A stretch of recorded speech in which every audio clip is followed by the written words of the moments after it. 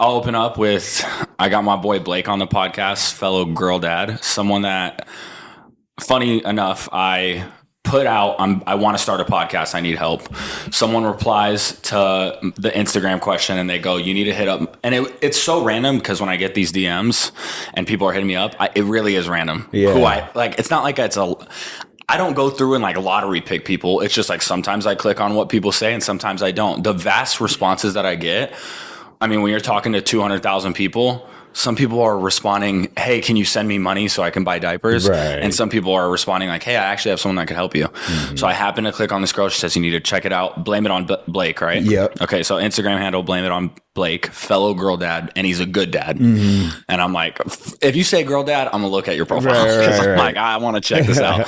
So I go look. And sure as shit, I mean, just a focused individual, which I think anybody kind of in fitness or like challenging themselves, like I always say, you could be challenging yourself by making the best pair of shoes in the world, or you can be challenging yourself by perfecting your body. As long as I know you're pushing, I'm like, all right, good sign. So I DM Blake, immediately hops on a call with me. Immediately is like, do you want to call me? And I knew it was for real because he sent me a Calendly. Yeah. Is that like, they're like these little calendar invites you get. Yeah. And so when I'm like DMing like, yo, I'll call you in an hour. He's like, sends me a Calendly link. I'm like, oh shit, I'm in over my head. Because I'm not that, no. I'm not that professional yet. So I'm like, all right. So we talk.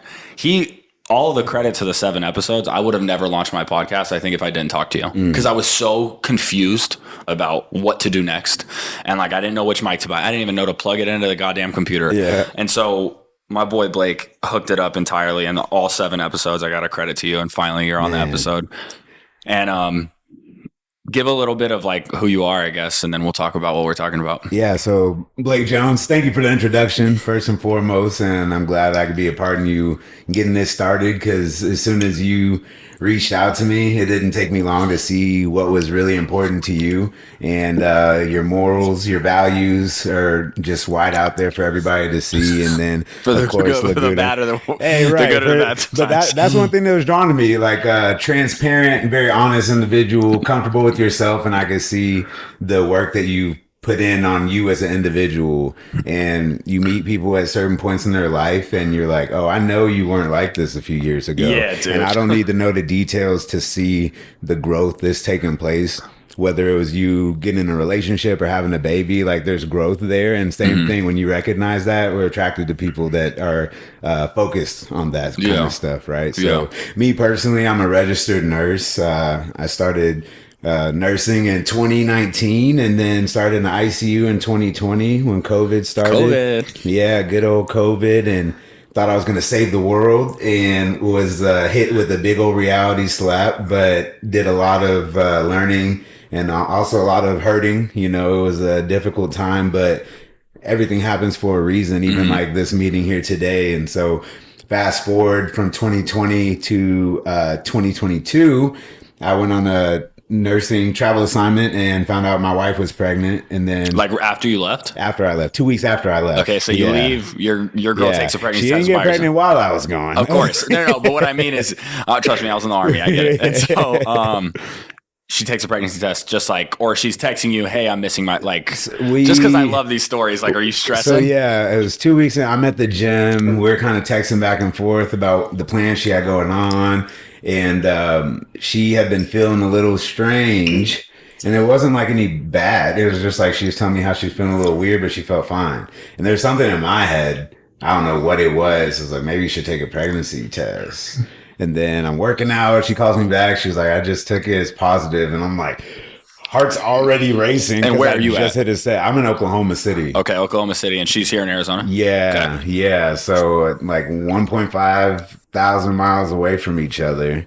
And I'm like, run to the locker room, and had to sit for a second and run in my car. She took a second one and then just had to soak it in. And it was like the gears in your head start turning. I was like, oh, what the hell am I about to do? Mm-hmm. I already had these plans set, and like how I was going to be making my money over the next couple of years. And a lot of that was going to revolve around me traveling. And travel nurses were making, right, I mean, I know a few that were saying, oh, we make $6,000 a week. Mm-hmm. I'm like, what? Yeah, going crazy. But the hours are crazy. So I'm working 4 shifts every week, pretty bad conditions, and just busy. But I knew that I had to change something, because at the time I was still dealing with a lot of trauma from the pandemic, and here I was away from my partner, and that was already more difficult than I had anticipated. And like I'm very open now that even during that time I was, abusing alcohol to kind of mask some of the stuff that I was dealing with. Mm-hmm. And I was still working out hard though. So it was like nobody could really notice that I wasn't taking care of myself the way I should be. But and it's like an internal excuse. It's an internal excuse. Like, but I'm still killing. Like this, I've battled this so much. And really what it is ego. Right. For sure it's ego. Yeah. But it's like this internal excuse. I'm always like, I tell this to Rachel, I said, I've always been good enough. I've always been good enough. And that's got me so far in life. And it's like, if I never sit down in me versus myself, I'm just going to keep falling short of my potential. It's not hard to please other people. No. But it's hard to please yourself. Yeah. And that's where you have to be honest with what you're doing, right? Because what everybody else is looking at, it can look fine. But when you're, again, putting in the work on yourself, that's when you elevate, and that's how you prevent yourself from falling apart. So I ended up having the opportunity to leave that assignment a couple weeks early, come back, get things in order, go back to personal training. Now I'm in what I call more of a health coaching role, so I can help people hit the complete aspect of health, not just working out, but their diet, their nutrition, their lifestyle, their routines. And I like to help them understand that all that's going to translate into how you interact with your business and your family and you as an individual. People want to look good, but there's so much more to it, right? So I've noticed this too, or I've been wanting to ask you. So you are still in the nursing role? So I'm a nurse on my own. Nice. I don't work in the hospital setting. Right, which I gathered just now from what you just said. But that's awesome, man. And like, is it fair to say holistic? Yeah. Okay. Certainly.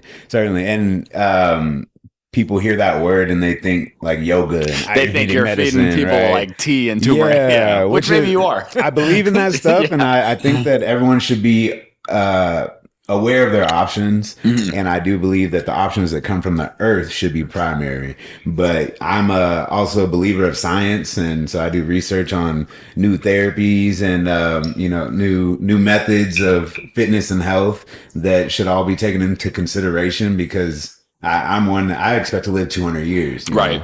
Yeah. And so every decision I make today is going to put me in a position to be able to make that come to fruition. Yeah. And people underestimate the speed at technological innovation and, everything we were talking about with the technology behind video, audio editing, podcasts, and social media, all of that is tenfold in the healthcare setting. And you can't really see what's going on behind the scenes. Until they roll it out. And I've been on the side of saving lives, and we've saved people that should not have been saved. Right. And sometimes that was good. Sometimes that's not so good. Yeah. But the ability is there. So we just have to put ourselves in the position to take advantage of that. Yeah. Really. I mean, we could spend a whole podcast on it, but the Neuralink thing. Yeah. No, I'll come back and we'll talk about that. Yeah, we'll talk about that on another episode. But okay, so your girl gets pregnant, you leave Oklahoma City, you come back to Arizona. And so that timeline, it was January, we found out we were pregnant, had a baby in September, just like you. And everything changed just overnight, right? Yeah. And then you feel motivated, you feel scared, you feel excited, you feel proud, you feel worried, you feel like everything. You just feel, and that's so important. On a deeper level too. On a way deeper. Once you have a child, like your emotions. I stitched something recently on TikTok because this girl's like, I'm thinking about having kids, blah blah blah, yada yada yada. She says, if you were on the fence about having kids and you had them, do you regret it? And be honest with me. Like, I get it. No one's going to say that you regret it, but like, what's your actual feelings? And I'm like, I almost want to tell people, like, if you're in the journey of enlightenment, whether you're Buddhist or not, but just in the journey of like, I don't know that you could reach that without loving a child. Like, cause that was big that you said. You said without loving a child, not without having a child. Without loving a child. Yeah. I mean, I come from I have a biological father. We call him my sperm donor, but that's it. Right. So I have no example of fatherhood in my life. And so it's like, I won't use even mother or father. I'm just going to say loving a child. I don't know that you can reach him, because the level of emotion that I feel for my daughter, it's new. It's never existed before. And so because of that, I'm kind of like, I don't know that I could ever open my third eye, enlighten, whatever, without having known what true love is. People say that before, like, oh, I finally know what true love is. Yeah.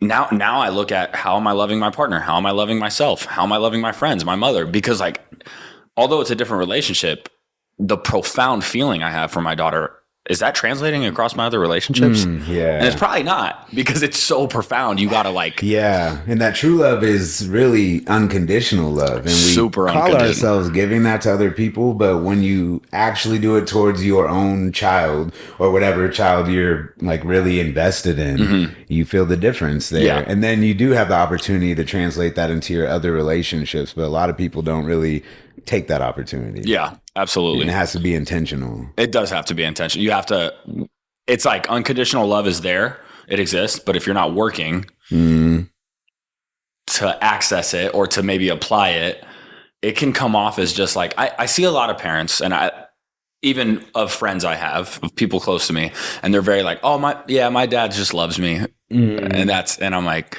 but like the application of love looks a little bit different than just loving. And I don't doubt that person loves you, but is it kind of like subordinate love? I don't mean subordinate, but maybe is it passive love? Yeah. Is it like... It's like you feel obligated. Yeah, like, and I care so much about them. Yeah. But like you have to apply that care. Yeah. And you have to apply that love, because the world's a scary place. Yeah. And putting the effort into showing that love is something that most dads have to learn for the first time when they have a kid. Yes. Because our women pick up on it in a different way, and they figure out how to tolerate the way that we love, I feel. And, you can talk about the love languages and really trying to know somebody, but most people aren't bringing it down to a science when you fall in love with somebody and have a relationship, right? It's just that spark. Like, it's not, it's almost opposite of science. Right. And they try to explain act it. on it. And then, like you said, it gets so much deeper when you bring a kid into the picture. And then if you're blessed to be able to raise that kid with someone that you care about, right, the collaboration comes into place. So we're going to talk about that today, right? I was just going to say, we'll talk about parenting styles, and we got a pretty good... This is the first time I've ever done a podcast with like bullet points, which is good, because I go off course a lot, and I've thought about that, but this is good. So we'll talk about, I love leadership, and this is going to like tie in. Yeah, this is going to tie in perfectly, because the leadership styles we got, which are authoritative, permissive, and authoritarian, those are parenting styles, but also all leadership styles, which is like a funny correlation that we could probably go into about the fact that they would correlate. But I'll explain them really quick. Authoritative is probably the one I agree with most, I'll say early on, but it's kind of being there for your child, and it's giving them direction. I would say, like, I always frame it up as like, I'm giving you the tools to solve this problem, but I'm not telling you have to do something or else you're punished. And the reason why is because I said so, right? It's not that. And it looks like love and support. It looks like supporting them through tough things, but maybe even letting them go through it. Yeah. But like supporting them through it, right? Yeah. Permissive is just, what our culture talks is, they have a word for it, or a phrase for it. There's another one, but it's basically gentle parenting. Gentle parenting. There you go. That's what I was thinking. There's another one that's permissive is maybe a little above gentle parenting, but it's running to aid. It's not. I knew a lot of kids like this in high school. They didn't have a lot of rules. Right. They didn't have a lot of rules. There wasn't like, we don't really set punishments in this house. We don't really set rules. There's really no curfew. We're just there to support you. And like, it's kind of like your child's going through a lot of life. And I don't know if they're, and we'll talk about it more, but I'm like, I don't know if they have your hand in it. Right. And then authoritarian is probably more how I grew up with some of the stepdads and my mom's boyfriends, which was just, you're going to do this because I said so. There's really no love and support. It's exactly as it sounds. It's authoritative. It's authoritative. Yeah, dictatorship. Dictatorship. Yeah, perfect. Yeah. So I guess we'll talk pros and cons of each one, and I'll let you start on where you see yourself. The big thing to me is balance. When it comes to parenting, I don't think there's a right or wrong way to go about it, but the approach has to be balanced, or else there's going to be some overflow in one area or the other. So like giving them the freedom to make decisions on their own. Yeah. But like you said, the authoritative approach is probably pretty important early in life, because kids don't know how to make decisions for themselves. Absolutely. And then people want to put all this decision-making power in the hands of their child without teaching them the fundamentals, the foundations of all of these things that are going on around the world. You've talked about how sensory oriented your child is, and all kids are like that. They want to touch, they want to feel, they want to taste, and those are basic survival instincts and everything above that makes us like actually high functioning humans. That takes time. Right.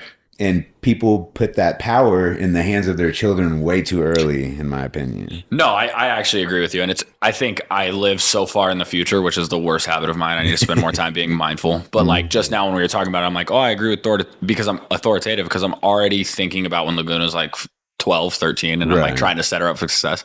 But if I go back now and I think like, how could I not have a dictatorship today? I have to. Like my daughter can't decide when she wants to go to bed. She's 8 months old. Right. No, but even and your daughter's going to be 2 this September, and like she's talking now. So like can she just talk her way through your household? It's how you run your household is your business, but it's probably not a good idea. This is a great question, because yesterday was the first time that she really like intentionally raised her voice at me and my wife. Okay, perfect. And like the situation, it wasn't like a tense situation or anything at all, but me and my wife both stopped and looked at each other, and I was like, no. Yeah. Like, you're not going to talk to us like that. And somebody may have been in that room and thought that I was being too hard on her, but the timing of your reactions and the magnitude of your reactions are really important. And my wife is so loving and caring that sometimes when my child acts out, she doesn't want to be mean to her. I'm telling her, like, it's not mean. She needs to know what happens when she makes those kind of decisions. Like, now we're getting in that state where she can identify objects and she's trying to piece things together and develop these concepts. And so learning that communication is really important. And a lot of people don't think their kids have the capacity to do that when they first start talking, but that's a part of the puzzle that they're trying to figure out. So much of parenting, I think, and like even raising or influencing in any capacity, like even being a sergeant in the army and raising soldiers, I like, you don't realize like how much you letting something go might elicit the response later. And I think of, for some reason, my brain, the whole time you're talking, I'm thinking of a piece of paper being laid down, and I imagine your child yelling at you and you do nothing about it. It's one piece of paper that gets laid down. And then over time, each time that child gets away with it, eventually you're going to have a printer stack of paper. And I'd love to watch you try to cut a printer stack of paper. It's going to be nearly impossible. Like take a printer stack of paper and try to rip it. You know what I mean? And I'm not talking technique for a phone book. I mean, like, really try to rip a printer stack of paper. You're not going to be able to do it. Right. And so in the styles of parenting, it's like each time you allow that piece of paper to lay down or whatever, it could be a bundle of sticks, it's going to get harder and harder to break. Like you said, and you may think, well, she's not even 2 years old. She's not going to, she will. She will remember. Right. Like my daughter she knows when she screams, I'm going to go get it. And it's every time I let that decision happen, I think, oh my God, how much did I just influence the future? Right. You're laying seeds. You're classic saying, you're reaping what you're sowing. How to get what they want. Absolutely. You know, because you bring it back to like nature and nurture. Like it's human nature to try to achieve what you want. And so that being said, like your child is trying to achieve what they want in any capacity. Yeah. And also I think when like you heard your daughter raise her voice, like if I see Laguna when I'm in those shoes too, I'll probably think like, what did I even do to get you to this point? Right. Like, I'm like, yeah. Anyway, I think that each time you it's funny that you bring up parenting styles, because I feel like each time you talked about the overflow in one or the other, each time you miss one, it's like this ever laying brick formation where now there's like a hole in your defense. Yeah. And I hate to bring parenting to like a defense, but for a while there, it really is your child trying to figure out what you're made of. Yeah, they're trying to manipulate you and figure out how they can always be satisfied, because they don't know empathy. They don't know how to like take. That's a learned skill. Yeah, empathy is a learned. It took me a long time. Not enough people talk about it, but emotional intelligence. That's what we should be teaching. Yeah, in school. Like that's going to take you.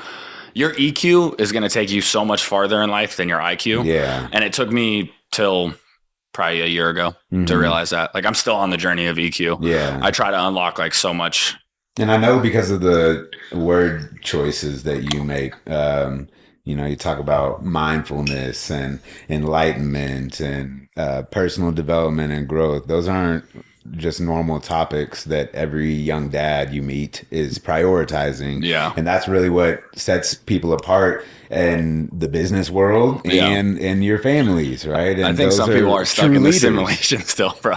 Oh, yeah. I mean, most people are. Yeah, and I hate to chalk it up as that. That's no, but it's important because I've heard you say that a couple times too, and it's something that I'm afraid to say out loud at times. But again, you're so honest and transparent.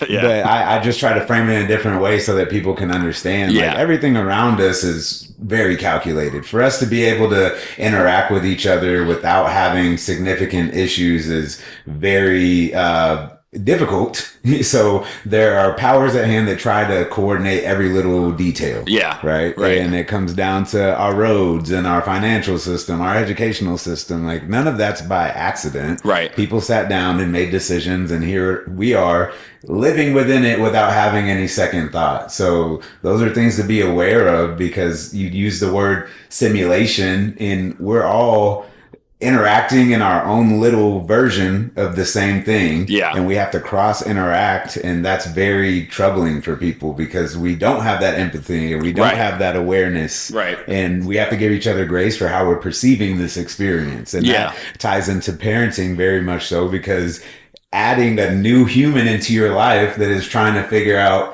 everything we just mentioned and all the basic stuff can be difficult, because now you have to find time to really sit and think about yourself. And it's kind of hard to prioritize an entire other life and still prioritize yourself in that manner. But when you get lost in your own self-development and trying to focus on your child so much, that's going to overflow in another way as well, which you can't really let happen. And it's funny because how much they intertwine is a little bit scary. Like, you focusing on yourself is benefiting your child. Right. But you focusing on yourself is taking away from your child. And you focusing on your child is, benefiting you. And balance.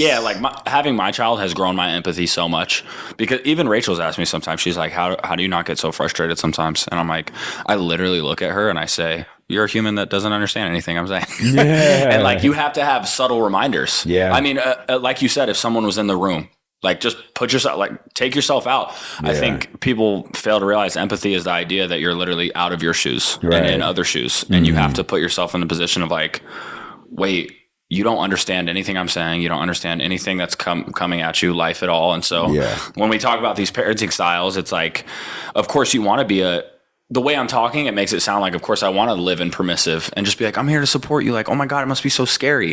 But like, at the same pace, like when my daughter's crawling over to the bin that has Windex in it, I gotta be like, dog, no. Yeah, and be firm about it so she understands. Because if you're like, oh baby, like, you don't need it, like they don't take it seriously. Yeah, they don't, because a lot of what my mom said this my whole life, it's not what you say, it's how you say it sometimes.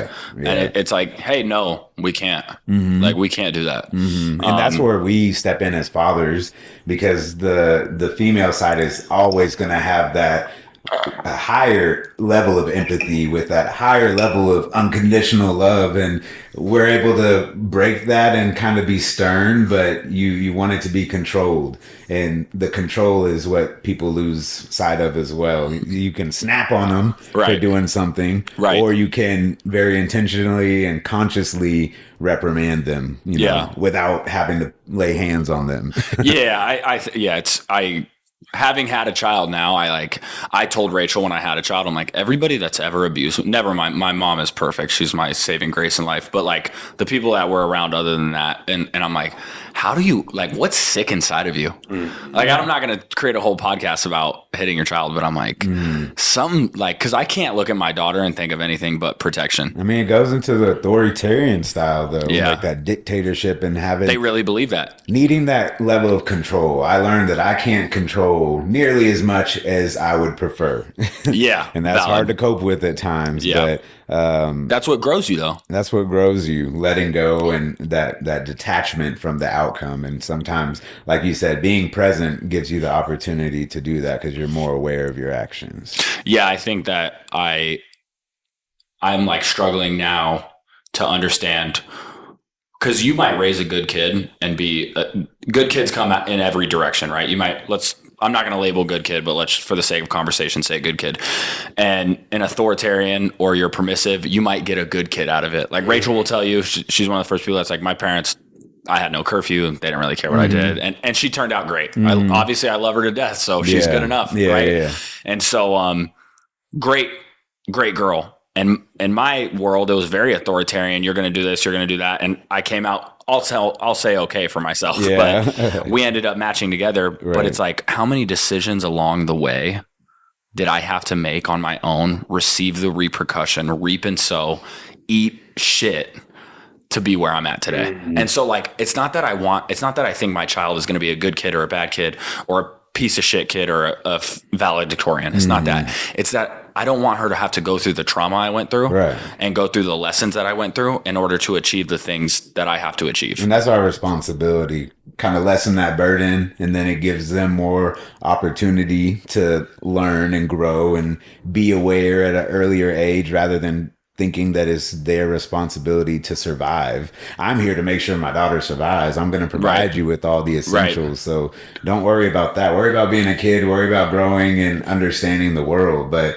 I think a lot of times permissive parenting makes the child think that they're in charge of their survival. And then so they're trying to make adult decisions and they're not able to be creative and imaginative because they try to be a grown-up. And at some point they reach like a level of consciousness where they're like, I don't really have anything but like, good job, honey, from my mom or dad or whatever. Like they reach a point where they're like, they get asked a question potentially. They're faced with, I mean, it could be heavy, like having sex for the first time where they're like, they don't know where to go because no one's ever made decisions for them. You know what I mean? Like that's permissive parenting might put you in a box of just like, my parents will kind of support whatever I do. Yeah. And they'll just be there to coddle me through it. Yeah. And it's like, that puts you in a dangerous position to, like you said, just now that kid's got to be an adult really early on.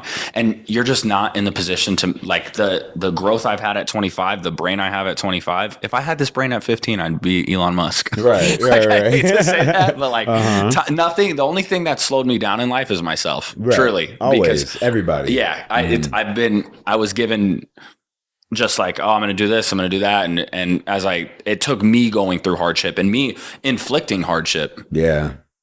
In order to like get where I'm at. Like I had to inflict a lot of what I later sowed. And I just don't want my daughter to live that. I just don't want her to have to Nor is it that. Necessary. It's not necessary. Yeah. Yeah. Like I made a TikTok about this and it went relatively viral, I guess you could say, because a lot of people resonated. I'm like, you want to know my goal for this thing, dude? And I refer to my daughter like that sometimes, but I'm like, you want to know my goal for this girl is that when I was in school, you would find the kids that had trauma too.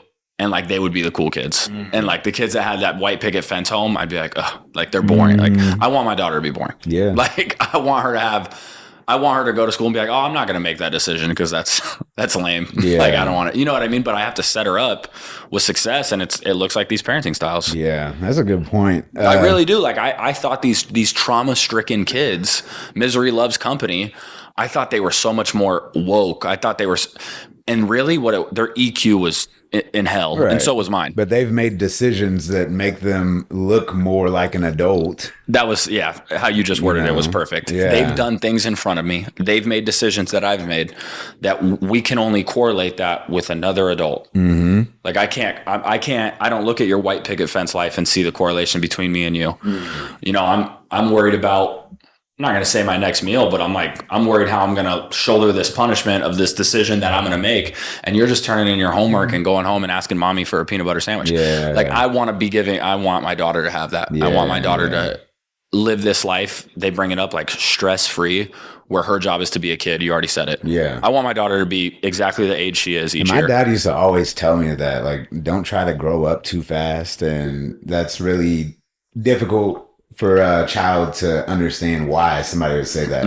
And the why is so important because kids ask why all the time. And that drives people crazy. Your daughter's talking now, right? Yeah. How often does she ask why? She hasn't figured that one out yet, but she'll point at things and be like this, and then you tell her what that is, and she's like this and this. Like everything needs to be identified, and so the next is going to be why. Why? And I'm excited for that because I want to explain to her why. Like daddy does all this research so he can understand why and help educate you. So whenever you are curious about something, I appreciate that. And I want you to get the answer because I want you to learn. I want you to be curious. But I always refer to the term curiosity killed the cat as being so destructive to young minds because curiosity is what allows us to grow. And if you're not curious about anything, then you're never going to put yourself in a situation to really have any breakthroughs in your life, right? I always say uncomfortability breeds success. Right. And I'm like, the times that I've been most uncomfortable are the times that I've been like, I've reached for the stars the highest, or like and I'm not saying every personality type will do that, honestly. But, but that's the difference between like leaders and not leaders, I will say. Yeah. And speaking of which, like, I think we'll get into leadership a little bit already, because I have to ask you this. Do you think leaders are born, or is it a learned capability? I think both. I think there's leaders that have been born that didn't get the right opportunity to actually lead. I think there are people who learn to lead from having a good leader, and everything in between. But being a leader, it takes a decision. Yeah. You can have all the leadership qualities, and then if you have no interest in being a leader, then what is it? You just have a lot of knowledge. Yeah, you're just a lot really of knowledge smart guy. And potential and capability that never gets tapped into. And some people really want to be leaders, but they don't have the decision making skills or the critical thinking that comes behind it, or their emotional intelligence isn't high enough, right? So they might be strategic in their thought and have all of these ideas and organization, but if you can't motivate a team or coordinate people, then where does that put you, right? So I think most people that have what it takes to be a leader need one last puzzle piece to really give them that lift off to be able to jump on one of those opportunities. I'm sure you being in the military was part of you like really getting into your leadership capabilities. I think that's right? where I learned that leadership was a topic, or like a you could write a thesis on it per se. I never really knew that. I always heard, Ricky, you're a natural born. I was a troubled child, right? You're a natural born leader, but you use it for the wrong thing, right? People gravitate towards you and want to be like you. You have high charisma, like things like that, and you're just always using it for the wrong shit, right? And I was like, yep, cool. So I actually was kind of turned off by leadership for a long time. I'm like, this sounds awful. I remember my friends' parents would be like, I don't want you hanging out with them, because I would influence them, but I would not be a direct attack to influence them. They would just be influenced. And I say that in the least hubris way, but it's really the truth. And so I think as I grew into the Army and I realized like, this is a topic, this is a subject, this is something people teach, learn, graduate with. I'm like, wait, this is kind of beautiful. And I think that when it comes to parenting, like, I'm not, like I said, I had a single mom, so she was my leader, but I am going to bring up like, as my role as a father, I do feel like the leader of the family. Right. And it doesn't mean that Rachel can't be. Right. It doesn't mean that she can't lead through tons of things. Like she probably leads the family in forgiveness, because she is a much more forgiving person than I am. I'm quick to just be like, no, fuck that. I just am. But I do find myself, when we talk about these parenting styles and like confidence and how I build up my daughter, like, you kind of have to show the way. Oh yeah. And so I think that when we talk about what are you doing for yourself, or like you're avid in fitness, I just placed my vote for Blake to be men's health and fitness. Appreciate it. Yeah. Also, if you guys, it'll be in his story for sure, but you guys can vote for Blake to be on the front of a magazine. You're in what, third right now? Yeah, I'm in third. I gotta get to first by Thursday. So okay. Appreciate the I dropped this today, so I'll post about it too. Perfect. But anyway, I think that if you're not doing those things to show what it looks like, and I'm not saying being the cover of a magazine is being a leader, right. but if you're not taking actionable steps for your child to later apply, and this is at even the youngest of ages, like oftentimes people say Laguna's so calm with you, she's so this, and I'm like, I'm telling you right now, I know you don't want to hear this. It's my energy. Right. I know you want me to say that I'm doing something special. I'm not. It's just that I am this confident with her. Like, and I love that you say that though, because I would discount and be like, yeah, she's just so special. I've always known. And it's true. Like, she is special. And I've felt that since the day she was born. But we also don't give ourselves enough credit, because this baby is modeling everything off of us. Everything. They don't.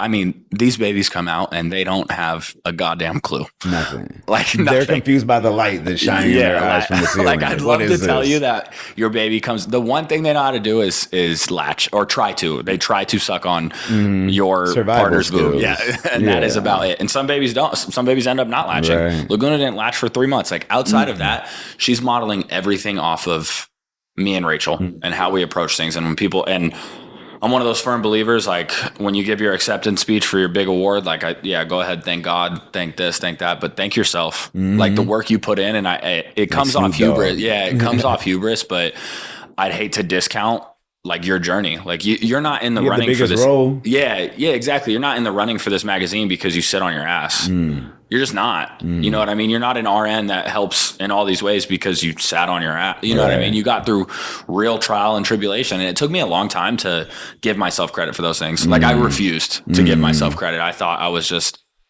I actually thought I was one of those people that like, oh, I just made it through tough shit. Yeah. Like that's why people are like, man, you're really, you're wise for your age. I'm like, I've been through a lot. Right. But it's like, I learned a lot.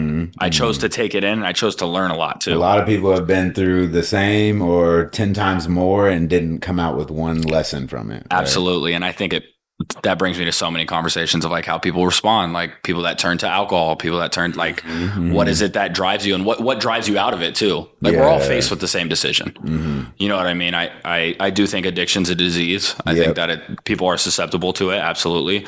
And I also think that after being sober for 20 years, if you choose to pick up a drink again, like there's a little bit of a choice there. Yeah. You know what I mean? And I think I see but it's big different for everyone, you know, because I was just talking to someone recently who, he had liver failure and he's recovered. And so he's in a different situation. But I'll talk about, I've had times in my life where I didn't use alcohol appropriately. And when it's in a way that you have to recognize yourself and it's not bad enough for other people to recognize, that doesn't mean that it's not a problem, but it's like, how do you want to go about it? Do you want to label yourself as an alcoholic and go through it that way and have to stay away from it for the rest of your life? Or do you want to try to get some level of self-control and awareness so that you can engage in certain social activities without feeling so stressed about rejecting alcohol or feeling so stressed about the fact that you want to have a drink that you're going to cascade into something negative, right? Yeah. And I think a lot of people, like, I don't know if you did this to yourself. Did you ever build it up to be worse than it was?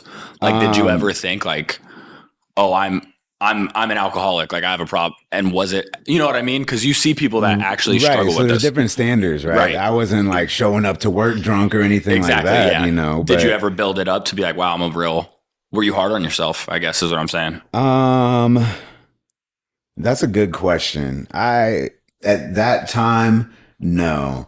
Because I know that I wasn't harming anyone except myself. Okay. And so like the way that I looked at it was relatively calm, I feel.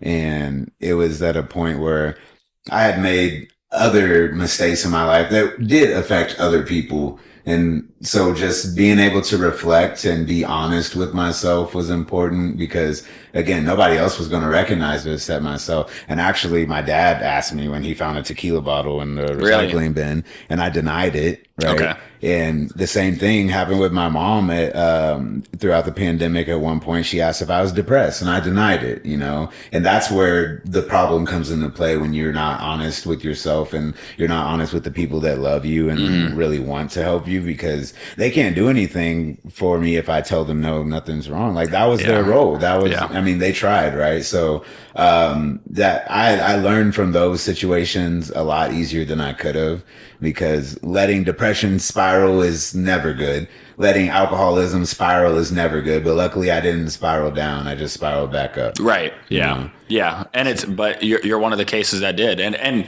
it could have never been that bad to start. But it's like you said, those people's role, and like to bring it back to parenting, like if you ever saw your daughter or I ever saw my daughter in that role, like you want to think that you asking is going to get the honest answer. Like you want to build up your child to be able to share that with you. There's decisions leading up to that make them comfortable to talk to you about those things, right? Yes. And I think that I bring this question up a lot. You tell your kid, hey, never get in a drunk driver's car. Just call me. Like I'm not going to be mad at you. I'll pick you up. It really depends how you respond to that. How are you really not going to be mad? And how do you balance? And I guess I'll just ask you, because I talk about this all the time and I'm curious everybody's answer. How do you balance reminding them that the fact that they're drunk about to get in a drunk driver's car is a terrible idea? Like, how do you balance the reprimand, but also balance the support? Yeah. I think for me, it still all comes down to education. A lot of kids don't realize how destructive it is to their bodies and their brains to be getting drunk underage. Yeah. And they don't realize that there's a limit on alcohol. And like not only how much you can drink before you drive outside of Arizona, no zero tolerance state, but also the age that comes with it. And a lot of kids want to perform. They want to do well. You know, they want to be successful, and we're not really told how to make that happen. Right. So if you understand the importance of performance and all the things you can do to diminish your opportunities, I think that kids make decisions a little bit differently. But we all think we're indestructible and we don't see the gravity of our decisions, and we're fighting for this autonomy, and we want to make decisions for ourselves, and we don't know why our parents are being controlling, and the why comes into place again. All my friends are doing it. Yeah, all my friends are doing it. It's like, well, you know, and they're still at like, I think it's like they look at what matters to them. So if like, you know, first period on Monday matters to them, and all their friends are at first period on Monday, but they were all drunk on Friday night. Like, why can't I get drunk on Friday? Right. I don't understand. They're doing everything I want to do. Yeah. Everybody on the football team or the cheerleading team is doing it. Because kids can't see into the future. Kids live in the moment. Right. And that's one And thing. it's beautiful, but it's also. Right. Because we lose track of it completely. Like, you have to be able to be in the moment, but we also make decisions based off of what we want our future to look like. And kids just make decisions based off of the moment. So that's where we step in. Nice. All right. If there's a weird cut there, it's because my dog is a psycho, and I had to get him during this podcast because I'm so worried about his mental health. But we're going to pick back up everything we've talked about parenting, and we're going to talk about support systems. So I think there's two angles of support system. There's supporting your child, which is, does it take a village? And then there's like, do you have support? Like you just brought up your parents asking you if you're okay. Like that's a support system. And I guess, what does it look like to find those, and how do you vet your support system? Like, because there's a lot of people that are supporting you, but sometimes their values, and we could touch on values because I was in here too, and I love values, like they don't align with you. And like their values legitimately don't align. So the advice they're giving, like, it doesn't align with the support that you need. Right. And that, I think, happens very often, and it can be frustrating, but again, the intention's important. So you have to know who the individual is, and take everything with a grain of salt, but also don't take it personally when somebody feels like they have something to offer for you. Because I know I've had times, especially as a parent, like you want to feel like you're doing a good job as a parent automatically. So someone else might have their opinion on what you're doing, and we're not all good at voicing that opinion. And so we just have to keep that in mind, that maybe that person just wants to help. They might not know really the whole situation, but their perception, they feel like there's something that they can offer. Right. And everyone wants to help each other out. We're just not all good at offering the help in the proper way. Yeah. And I think it's so funny.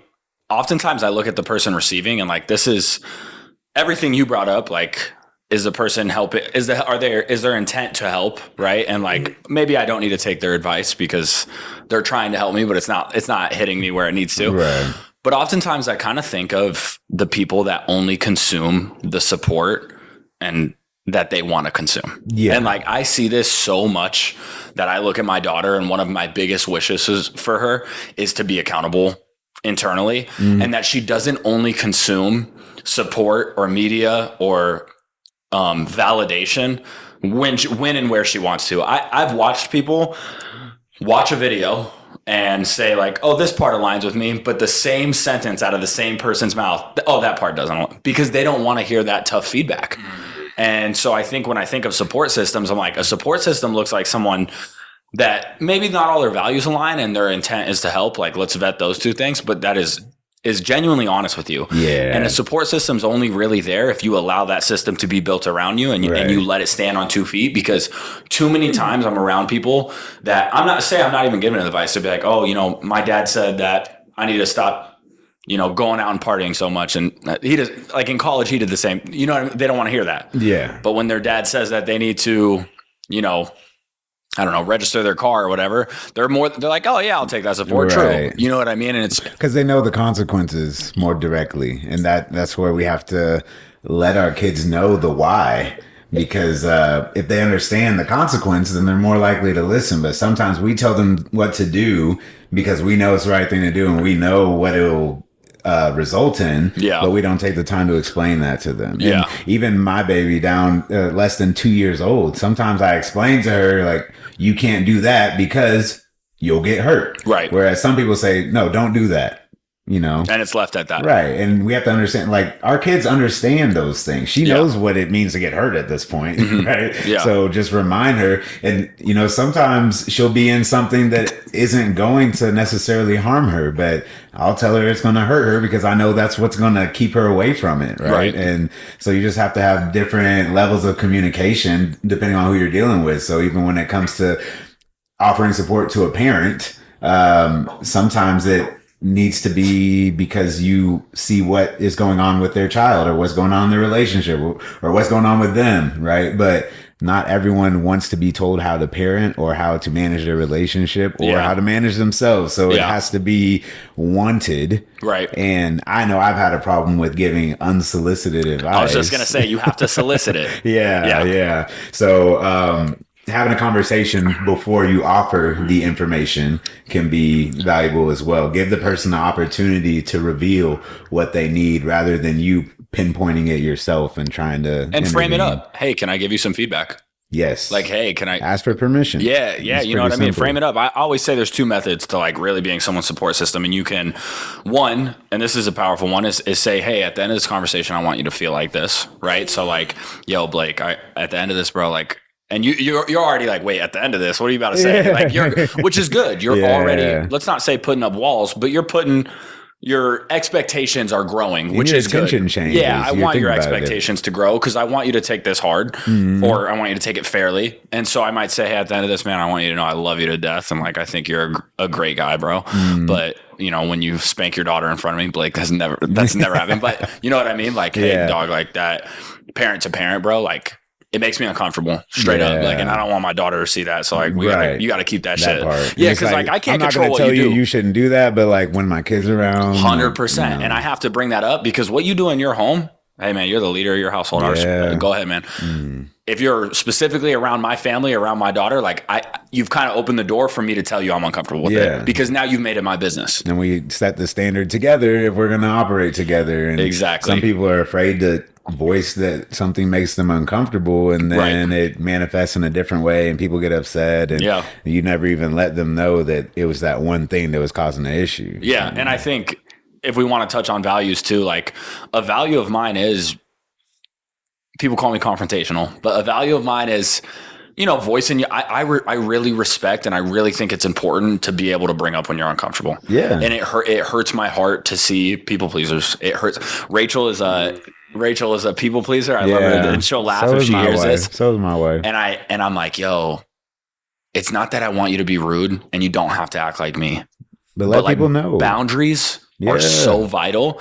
And now, like, since this whole episode's about parenting, now you have a tiny little female human. And it's not about my ego. It's about protecting her. Absolutely. It's not about what I want you to do when I'm not around. It's not about that I want you to stand up for yourself because you're my woman. Like, take all that out of that. It's that my daughter is looking directly at you and she's saying, what's mommy going to do? I want to do that too.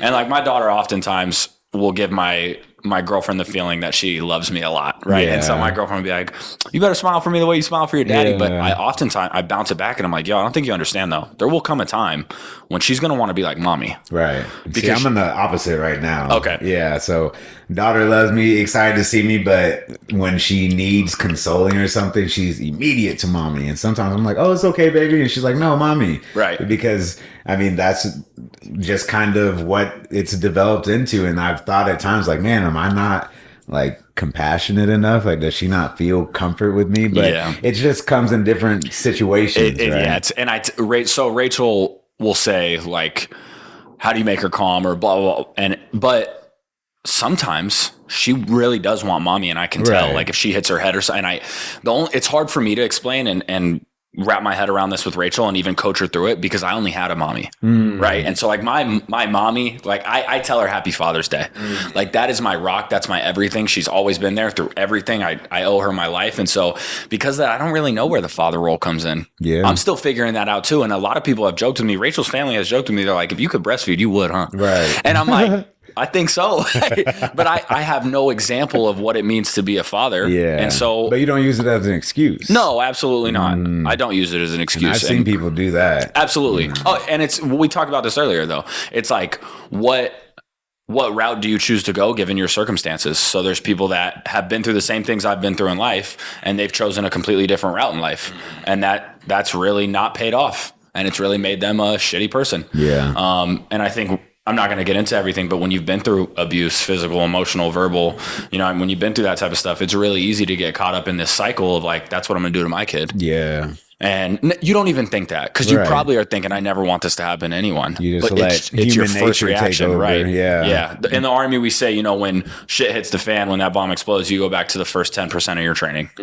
And so take that into parenting. Yeah. So if you don't rework your mindset, and I want to stay on values. If you don't develop values, and I have a podcast episode about values, if you don't develop values and you don't believe in them, I'm going to be able to sniff that shit out. Yep. Because I'm going to know like, oh, that's not really important to you, bro. You just heard that somewhere.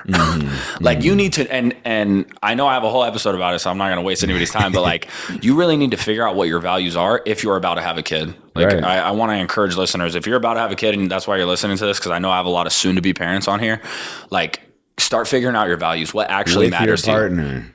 Right. And me and Rachel got pregnant after 2 months. So we're figuring that out together. And on the fly. Yeah, on the fly. And it's hard, bro. And it's something that I talked to her about. I'm like, babe, what are your values too? And we're good. Like we've figured it all out, but like not all of it out, but for where we're at now. And if you don't know that, it's hard raising a kid. You know what I mean? One thing Rachel will kind of proudly tell anybody, like she's been on antidepressants and they help her out a lot, and mental health's very important to Rachel. But I come from a household where like you don't really talk about what you're going through, right? And you just kind of shoulder. And I'm in this vicious cycle of being a man too, and we don't talk about it often. Yeah, when your parents asked if you were depressed, how easy was it for you to say no? It was. I didn't think twice about it. Yeah, why would you? Yeah, because I'm. And I believe this. I know that it's always going to be okay. But that's such a trap, though. Right. That's such a trap, dude. Because it might not be okay right now. And that's what I was really neglecting, the present moment where I needed help now. And I could be okay faster in the future if I'm just honest and vulnerable and transparent. But I'm like, no, it's going to be all right. I'm going to make it through this. I don't need help. Yep. And it's like a weird thread to tie, but I'll tie it. It's kind of like my whole life. I felt like I'm good enough. Yep. I will make it through it. So like, what's the point of bringing you in? Like, why would I even bring you in on this, dog? Like when my friends are like, bro, if you were struggling, you should have just told me. I'm like, why though? Right. I was going to get through it. I can figure it out. I figured it out before, Exactly. But it doesn't have to be like that. You don't have to suffer alone, and everything's a lot easier with the team approach. So support systems, how do you invite support systems? Actually, Blake walked in my house and I literally said, how the hell do you make friends? I don't know. I don't know how to make friends, bro. Yeah. Ricky's new to Arizona. So we need to get a little dad club going for him. And I'm like, dude, should we get like a dad run club? Should we I want to do shit like that. And you know what's sick as a man is that even if I started a dad run club, I would go do the run club, lead it, and I would love leading it. And then I'd walk away and be like, I don't want to get drinks after. Like, what the fuck are you guys talking about? It's sick, dude. So like, how do you get a support system? What's the key factors to it? Communicating. Okay. I think people need an invitation sometimes for that role. And I know that I thought all my friends were going to be so excited for me to have a kid and they were just going to be present. And it's like, oh. Man, the way I tell you, people don't give a fuck when you have a kid. Yeah, but nor really should they. Like, it's exciting, but this is my life changing. And absolutely. It's a large responsibility that comes with a whole lot of baggage. And it's never going to impact someone else the way that it impacts you. And that's something that I just thought everyone was going to be so excited, and they were excited, but the presence kind of fades away from certain people, which is natural and it's okay, but you have to find that new circle. And parenthood is an experience that nobody can relate to unless they're going through it. So I think that it's in everybody's best interest to make sure they at least know some other parents, preferably people in a similar stage in parenthood, because we're early in parenthood, right? It's a little different. It could be hard if you said, oh, my daughter's 7. Right. We're not really going to line up. Or I have 4 kids, and the oldest or the youngest is 12 years old, Right. So we're at different stages. Every time I tell you something, you're going to be like, it'll be fine, dude. Yeah. Don't worry about it. And like I hear the things you're going through, and we're able to relate. So you need to find someone you can relate to, but you also want people that have already been through it. You want that level of support as well. There's like this tight little window where like, so your daughter's going to be 2 in September. My daughter's going to be 1. I hate to say it, it's almost the perfect window. Yeah. Like I hate to line you up and be like, Blake, you're the guy. But like, you're kind of the guy. A year ahead of me is like, you know, we're facing walking at the same time. Mm-hmm. Like soon my daughter will probably walk in the next 3 months and your daughter's probably still wobbling. So it's like, we're facing that at the same time. But, you know, when I am freaking out that my house is burning down, figuratively, you're like, whoa, I promise it's okay. When I say, hey, Laguna raised her voice at me today, you're like, oh, I remember that, man. Because it wasn't so long ago. Right, exactly. And so, yeah, I think that communication is vital with support systems. And I think that where you lose sight of support systems, if you're looking to support someone or if you want a support system, is I heard this a lot being framed up when I was about to have Laguna, like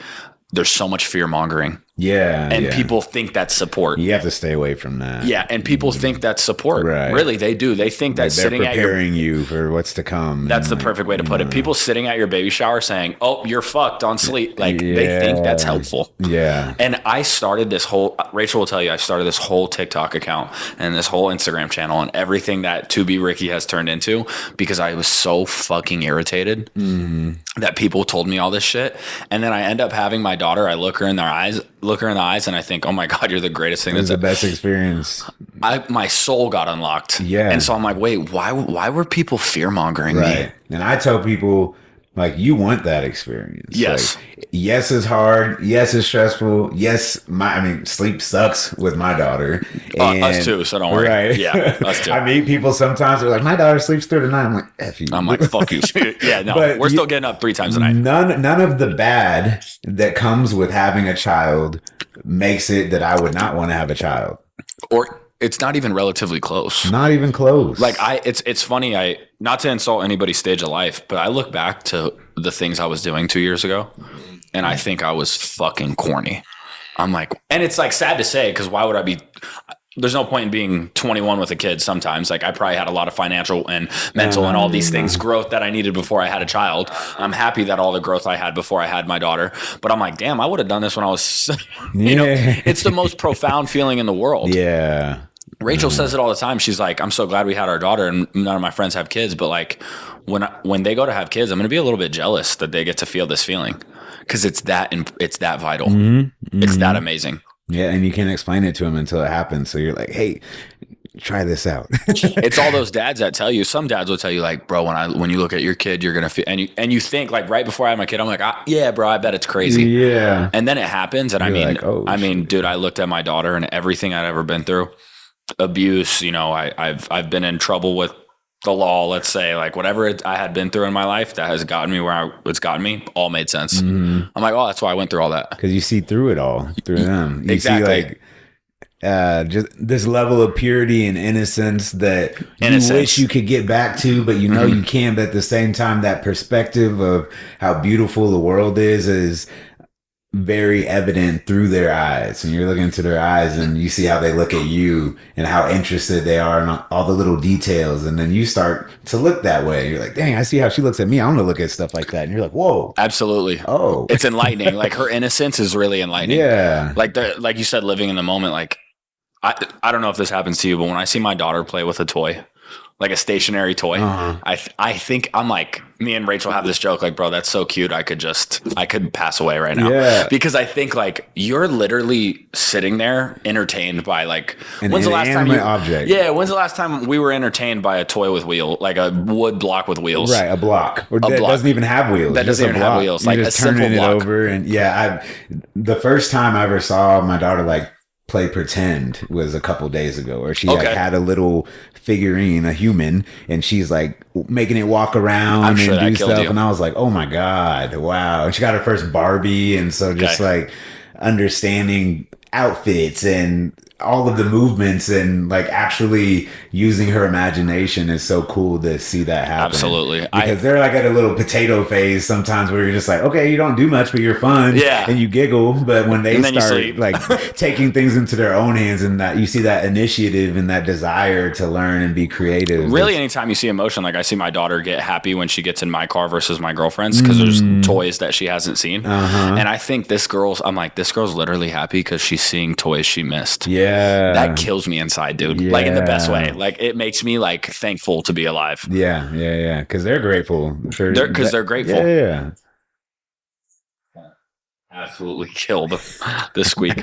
All right, so we'll close up a little bit, but I do want to talk about this because I thought it was exciting. But dealing with failure and growth, I kind of want to know, like, what's not only you dealing with failure and growth, but like passing on to your daughter. How do they overcome failure and growth? Because I actually wanted to say this earlier when you said we're all living in this like our own little box and how do we interact. I've always wanted to like write a book on what I'd say is relative happiness or something or relative sadness. So like I'm pretty sure that although Kim Kardashian lives in a, $40 million mansion, I'm just as happy with my couch as she is with hers because I worked really fucking hard for this and my wife enjoys it. She probably doesn't appreciate her couches. Probably not. But what I mean is like when this got put in my home, I may have had the same level of dopamine release that she did when she bought a $40 million home, even though I rent this villa.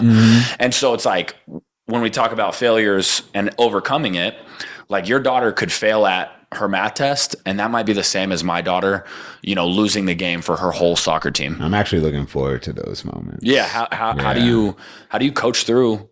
Because when you want to grow, the failure is necessary, right? Oh, absolutely. And so as soon as she fails, we're going to learn why and make sure that whatever the next failure is does not come for the same reason, but the failure is an opportunity. And I was someone that didn't really experience much failure until I became an adult.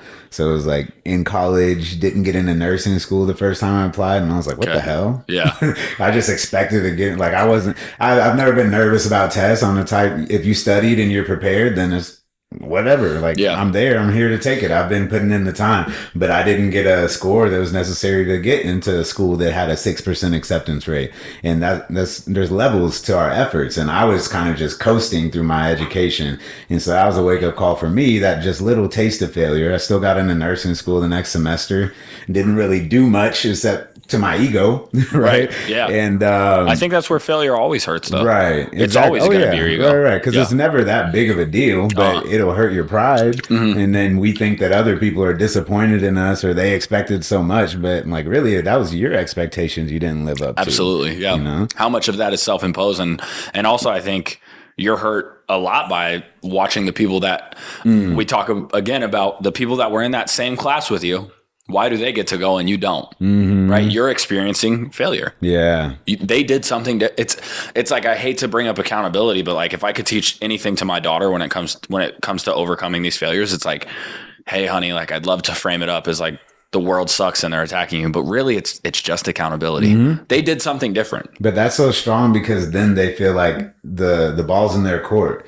They make the decisions, they make things happen. This didn't happen because of a decision that you made. So if you want it to happen, you just make a different decision. Yeah, absolutely. And I think people look at accountability as a a negative connotation, right? Or like, oh, accountability, I'm in trouble, right? But like, actually, what you just said is so powerful. I'm going to use that later. next time, me and Rachel are talking about accountability, I'm going to use that. Don't tell her again for me. No, it's powerful, dude. It's like, wait, but accountability is also like dope because that just means like if you change something, you're good. Yeah. So like empowerment. It's empowerment at the same moment, and I think I've experienced this, and what's allowed me to get to like a level of wisdom that's admirable sometimes is I'm empowered and I just say when like you say I'm so open, right? It's because I failed. Like you're right. Like you win. Like ball's in my court though, I'm bro. Not trying to prove anything. Yeah, like I'm accountable though, dog. Like I'll tell you straight up, like, oh yeah, I did that. Yeah. So people will respond to that weird too, because they want you to be upset that you failed or that you made a mistake. Absolutely. And I think there's a level of like, I'll tie it back to like cockiness or hubris. Like there's a level that could come off that it's kind of like aggravating. Like you don't even seem like you want to make this better, or you don't seem remorseful for your actions. Right. So like it's a teetering line because accountability can look like, yeah, I did that. And that's sometimes arrogance, but it can also look like, yo, I made that mistake straight up. And I don't know where my head was at when I did that, but like, I'm not going to let it happen again. Yeah. The way I come back from this is going to be scary, bro. Minor setback to this major comeback, like trust. And, I think I won't get into the details entirely, but I think I've sat in front of a judge before, and I've told him I made that decision. You know what I mean? And that helped me in a way that I think I would never have any of this growth in my life had I not been in that. And it was minor, but like it was a moment that I had to sit there, and the only person that could take blame was me. And I came out of that situation so much better. And there's times where I'll be accountable with Rachel, and she's a little bit taken back. Yeah. Where she actually will sometimes be like, are you even sorry? Right. I'm like, no, I'm sorry. I can't sit here and pretend like I did that. Yeah. Like you're right, dog. Yeah, I'm the same way sometimes. And I can think of times when I've even elicited an emotional response just because I knew that that's what the person was wanting. And I'm like, oh, they're not going to think it's sick to bring that up. I don't like act like I'm upset about what I did. You know? It's so fucked to bring that up because it's a taste of manipulation, but I'm like, I'm so sorry. Oh man. And it's like sometimes, and you know, what's funny is we're going to have to wear that hat for our children. Yeah. I'm going to have to be like, oh my God, honey, I'm so sorry. I promised you I'd cook you steak tonight, right? My daughter fucking loves steak. So once she's thinking about, I promised, but I got home from work late and I forgot it on the way home. And you know, and if you don't sell it and you're just like, hey, I forgot it. Like I got you tomorrow. She's going to be like, what the fuck, daddy? Well, that's emotional intelligence too. Absolutely. Yeah. We as men don't like to project our emotions, but there are those situations where it's just necessary so that everyone else can understand you a little better, right? Everything's kind of practice though. And like, I want to urge parents that are listening to this, like if you're not practicing with your partner or with yourself on how to be accountable, or you're not practicing emotional intelligence, like, you know, submitting to another person, you're not suddenly going to get that shit. You're not just going to see your child and just be like, oh, I know how to be emotionally intelligent. Like this is a real practice. Yeah. And that's important to bring up. I don't think I thought of how significant that is to work on before you have to show someone else how to be emotionally intelligent, right? Absolutely. And that's why,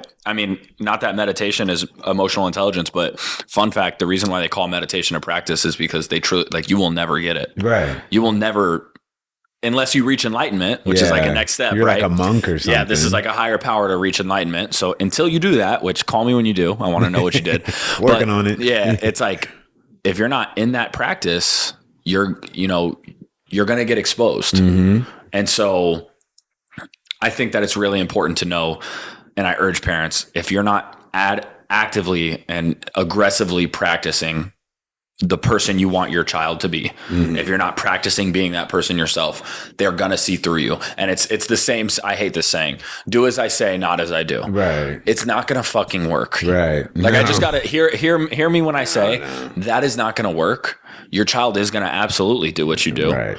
And you're going to see yourself. You're going to see this mirror. My mom tells me, she's like, oh my God, Ricky, you are me when I was 25 and you're so goddamn irritating. And I irritate the shit out of her. And I'm probably so hard headed. And one thing I've told people that are close to me, there's something inside of me, I don't know what it is, that I have to learn the hard way. I can't help myself.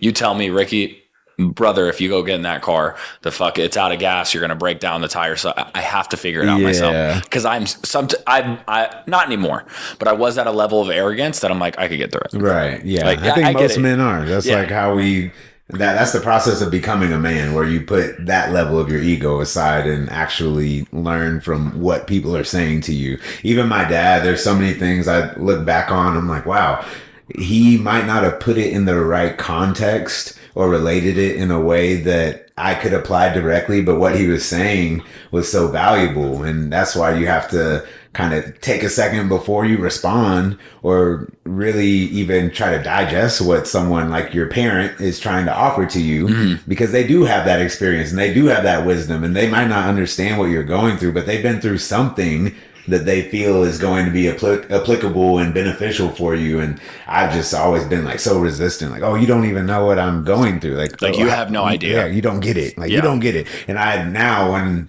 people tell me that, like, oh, you just don't understand, you don't get it, I get triggered a little bit, because I've heard it in the hospital setting, and it's like, I'm literally sitting here asking you these questions so that I can understand and relate to you, so that we can make a plan. Like I can't go get cancer, bro. Standard. Like I can't just go get it. There are things that I don't understand, and I haven't been hospitalized, God forbid, but I've seen a lot of people go through this. And I can feel your pain. I know you're upset. I know you're physically hurting. Like, I'm here to help you solve a problem. Yeah. And sometimes it takes that communication, because I've seen other nurses that they'll react more emotionally and be offended that a patient doesn't believe in them, or that the family doesn't trust their intellect and they'd rather talk to the doctor and things like that. And it all comes down to the pride and the ego thing. And when you're just operating out of love and really trying to be a positive influence for people, then they can take it however they want. And then your reaction doesn't matter because it's probably non-existent. And they might figure out that you gave them something very valuable 2 months down the road and you never hear about it. But that's the beauty of our efforts. Like, they will manifest into something. Yeah. We're just so caught up on seeing what it manifests into. And that's not, like, the outcome should not be it. Yeah. We want that instant it's like, you can lay those seeds and leave your legacy. But if you're just sticking around to see if it worked out, you're in it for the wrong reasons. Like, you're in it for the wrong reasons. And you miss opportunities to go plant your seeds elsewhere while that was growing. Absolutely. And you find yourself in this hole where, like, you could tell me, like, I help so many people, or you can tell me one success story. And it's like, I'd rather you tell me 100, you know what I mean? In any scenario, you're going to be, I always tell people it's effort multiplied by time. So, like, anything you want to achieve, it's effort multiplied by time. You got to let it cook. You have to let it cook. And so if your effort is all going to one thing, to watch this one thing work out the whole time, all the time, like, that's where all your time is, I should say. What you reach, that goal, that mountaintop, it's just going to be a little bit smaller than if you spent your time and effort elsewhere. You know what I mean? And you let time grow you and cook you, instead of just, like, focusing on this one story, this one success case. In the you don't want to plant one seed. You don't want to plant a forest. Exactly. Right? And when it comes to, like, if we're tying everything back to parenting, like, you teaching your daughter, you know, if I only taught my daughter, hey, the only thing I want you to know how to do is be assertive, right? You're always going to be assertive. And teach her what that actually looks like, because it doesn't have to be disrespectful. Right. It doesn't have to be vulgar or abrasive, right? In setting those boundaries, because we hear words like that and have the negative connotation, right? Absolutely. But it's such an important quality, especially if you expect them to be a leader one day. And I don't want to get into, like, indefinite genders, but it's an important quality as a woman. Like, if there's one thing I could leave my daughter with, I want her to, there's 3 things I could leave my daughter with. I want her to be assertive, I want her to be deliberate, and I want her to be empathetic. Probably those 3 things. I know they'll take her far. And we hear assertive and we think negative connotation, but I think the word assertive was probably created to get away from the negative connotation. Like, it was created to kind of distance itself from aggressiveness. Yeah, exactly. Like, I'm saying assertive to specifically not say aggressive. Right. Because, like, that's not the goal. But go ahead. Oh, I was just going to say another one I would add is gratitude, because kids are grateful, dude, but they don't know how to express gratitude. You just hit it on. I remind my daughter, like, say thank you. If somebody just gave you a sticker, say thank you. You know, you want them to know how to project their gratitude to other people and let them understand the gravity of letting people know that they appreciate them, because kids will take advantage of you, and they will get they're trying to survive, so they don't have the empathy, right? So those little things along the way, right. It makes a big difference, though, because I've seen 10-year-olds whose parents have and have not taught them gratitude, and you know the difference quickly. And nobody we don't care really about, like, how polite your 1 or 2-year-old is. There's a certain expectation, but we care about how they are in 10 years, and everything I'm saying to them now is going to determine that.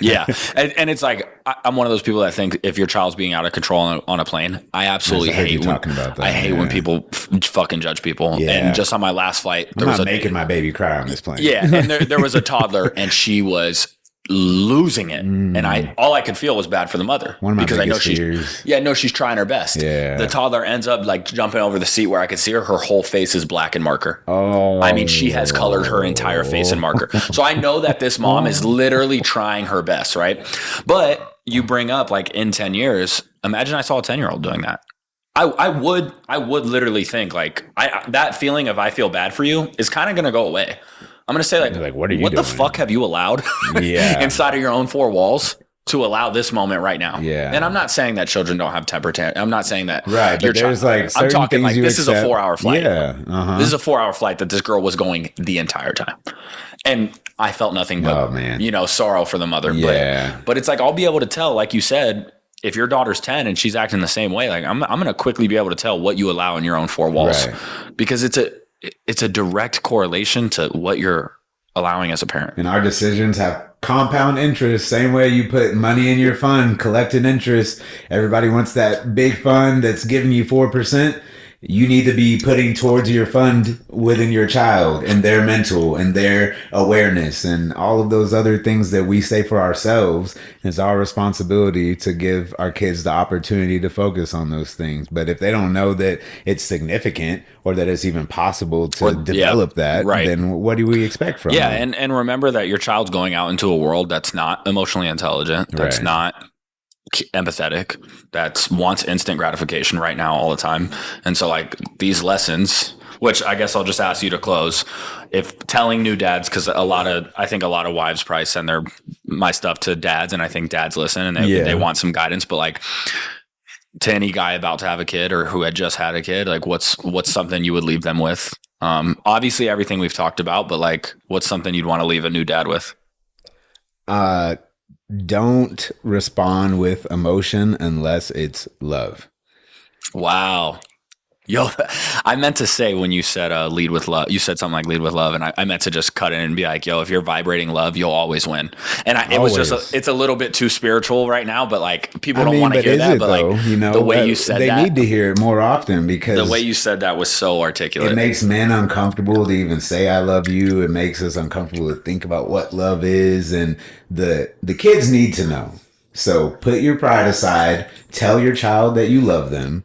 Show them what love is, and let that be in the forefront of your mind, because most of the time when kids are making bad decisions and acting up, it's because they don't feel that love, or they don't understand that we're here to love them. And that's the answer to really any bad situation. You take it to war scenarios, like there's a lack of love here. We're shooting at each other because we don't like each other, right? Absolutely. So it's like when that is the priority, a lot of issues go out the window and are very silly at the end of the day. Love really can heal everything. Yeah. I mean, like through loving my daughter, I've healed my own heart. Yeah, because I've led with love. Mm-hmm.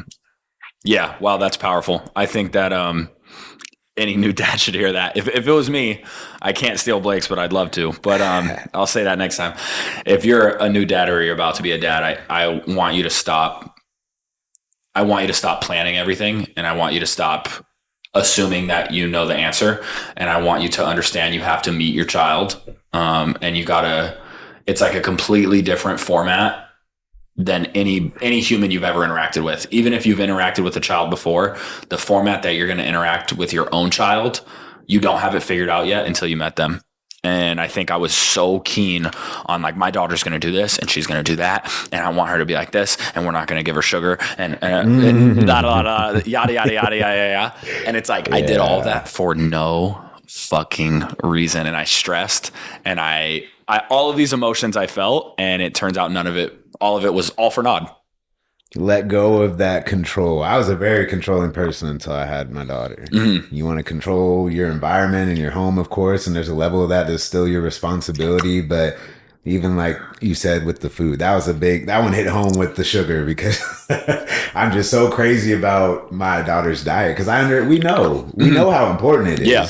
And so there's only so much energy you can put into educating everyone else that's going to interact with her. I mean, I'm scanning every food this girl eats, and she's on, if I could feed, I'm about ready to feed her beef liver because of the nutrients that come from it. And like, I'm obsessed. Yeah. Like, I have these heart and soil vitamins, and I want to ground them up and give them to her. And it's crazy, but I'm like, I want my daughter to be elite. I'm sorry, I do. I want her to be as healthy as possible. But that's what it takes. I saw a little girl the other day. She couldn't have been more than 5 years old, but she looked like she weighed like almost 100 pounds, you know? Sad, and it's not necessary. No, I grew up as an overweight kid, you know, and it all comes down to decisions. And my parents did a very good job raising me, but they allowed me to make the decisions of what I was putting into my body and how much I was putting in. Yeah. And I didn't have the education or background to make a good decision at the age of 10, right? We shouldn't expect any 10-year-olds. So that's where we step in, and you have to be assertive as a parent. Yeah. But at the same time, some of that control, we have to choose our battles. Absolutely. Yeah. I think we'll leave it on this, but I think so much of raising your child is giving them tools to make decisions and giving them foundation. Mm-hmm. And so like, I want my daughter to not, I think the problem we have in America is a different podcast episode is that we treat food like a drug. Yeah. Right. And so I'm guilty of this. When I am sad, I want to go get In-N-Out. Yeah. Like I want In-N-Out. It's a comfort feeling. I was born in California. I want In-N-Out. Yeah. Right. And so I land from a flight, I go get it. It's a habit I have. Before I leave for a flight, I eat In-N-Out. It's a habit I have. So if I could lay the brickwork though, that my daughter, her diet is actually to fuel her. Yeah. And it's not an emotional decision. It is simply fuel. And we can teach them that. Right. And we can, because they're fresh. They're fresh. She's a blank slate. Yeah. Absolutely. It's like, and it's in the culture though. On your birthday, you have cake, right? It's a drug. Exactly. It's a drug party. And that's why I say, back to the simulation talk. All of this is planned. Like your bad decisions are benefiting someone. Yes. Right. Yeah, and a lot of people out here don't want you to thrive and succeed. But we're here on this podcast telling you that the opportunity for you to do so is right in front of you. Yeah. And it starts with one decision, ends in 100 million, right? Yeah. But where is it going to start? Yeah. Right. If you start on the wrong foot, then you can't expect to end on the right one. So I would say turn over a new leaf today and start making better decisions. Absolutely. And I'd say just on the pursuit to make better decisions, just have more good days than bad. Yeah. It doesn't have to, you don't got to be perfect. And that's in your control. That's in your control. Promise. Hey, make more good decisions than you make bad. All right, Blake, bro, I got to thank you. This was good. I'm going to edit out some of the tough stuff. Good is an understatement. Yeah, dude, I enjoyed this a lot.